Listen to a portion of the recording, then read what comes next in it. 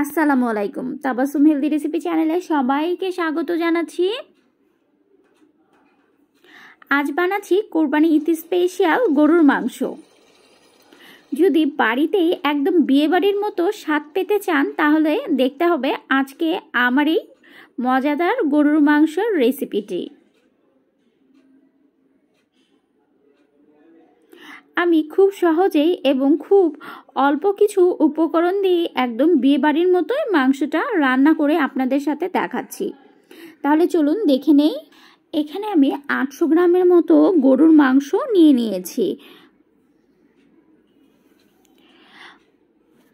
গরুর কলিজাটাকে একটু খুব ভালোভাবে পরিষ্কার করে নিয়েছি, আর এখানে হাড় চর্বিযুক্ত মাংস নিয়ে নিয়েছি। গরুর মাংসটাকে একটু তুলনামূলকভাবে একটু ছোট ছোট করে কেটেছি, এতে করে মাংসের যে রেসিপিটা রান্না করব এই মাংসটা একটু ছোট ছোট করে নিলেই কিন্তু রেসিপিটা ভালো হয়।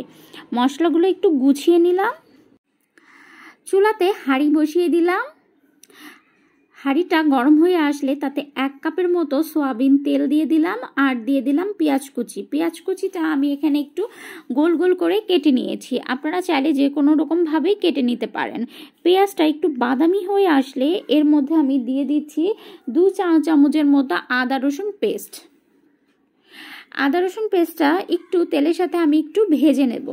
ভাজা হয়ে গেলে তার সাথে আমি দিয়ে দিচ্ছি 1 চা চামচের মতো লবণ, 1 চা চামচের মতো শুকনো মরিচের গুঁড়ো, 1/2 চা চামচের মতো হলুদ গুঁড়ো। এখন সবগুলো উপকরণ একটু নেড়ে চেড়ে সামান্য করে একটু পানি দিয়ে দিচ্ছি। এখন মশলাটা খুব ভালোভাবে একটু ফুটতে থাক। যখন তেলটা উপরে ভেসে উঠবে এ পর্যায়ে আমি দিয়ে দিচ্ছি গরম মশলা গুঁড়ো, এর সাথে দিয়ে দিচ্ছি মাংসের মশলা। আমি এখানে এলাচ দারচিনি ভেজে সব একটা মাংসের মশলা তৈরি করে নিয়েছি। আপনারা চাইলে সেই মাংসের মশলাটাও আমি আপনাদের সাথে শেয়ার করতে পারি। তারপরে আমি মাংসটা দিয়ে দিলাম। এখন আমি এলাচ দারচিনি লবঙ্গ গোলমরিচ দিয়ে দিচ্ছি। আবারও বেশ কিছুক্ষণ একটু নেড়ে চেড়ে মাংসটাকে আমি ঢাকনা দিয়ে ঢেকে দেব। মাংসের ভিতর থেকে বেশ কিছুটা পানি উঠবে, সেই পানি দিয়েই মাংসটা কষিয়ে নেব। কষানো হয়ে গেলে আমি এখানে 2-3টা বাদাম আর কিশমিশ বেটে নিয়েছিলাম, সেটাই এখন এর মধ্যে দিয়ে দিচ্ছি। আমি এখন আবারও বেশ কিছুক্ষণের জন্য এটাকে ঢাকনা দিয়ে ঢেকে দেব। একটু পর পর আমি একটু নেড়ে দিচ্ছি যাতে করে মাংসটা নিচে না লেগে যায়। দেখতেই পাচ্ছেন মাংসর একদম উপরে তেল ভেসে উঠেছে, আমার গ্রেভিটাও একদম মাখা মাখা হয়ে গেছে। এ পর্যায়ে দিয়ে দিচ্ছি গরম পানি। এখন আমি মাংসটাকে সেদ্ধ হওয়ার জন্য চুলাতে একদম মিডিয়াম হিটে হাঁড়িটাকে রাখবো মিনিট 25-এর মতো। দেখতে পাচ্ছেন আমার কিন্তু ঝোলটা কমে এসেছে। এ পর্যায়ে আমি চুলাতেই একদম লো হিটে রেখে 5 থেকে 6টা কাঁচামরিচ দিয়ে দিলাম। যখন আমার মাংসটা একদম হয়ে আসবে এ পর্যায়ে আমি 1 চা চামচের মতো গুঁড়া দুধ দিয়ে দেব। গুঁড়া দুধ দিলে কিন্তু বিয়ে বাড়ির যে ফ্লেভারটা এতেই আপনার মাংসের ফ্লেভারটা আসবে।